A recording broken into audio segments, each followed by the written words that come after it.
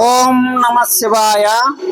శ్రీ శ్రీ సద్గురు సిద్ధారూఢ శాంతాశ్రమము కోసిగి ప్రతి సంవత్సరం లాగానే ఈ సంవత్సరం కూడా కోసిగి సిద్ధారూఢ స్వామి శాంతాశ్రమం నందు 10వ వార్షికోత్సవ కార్యక్రమం జరుగుతుంది.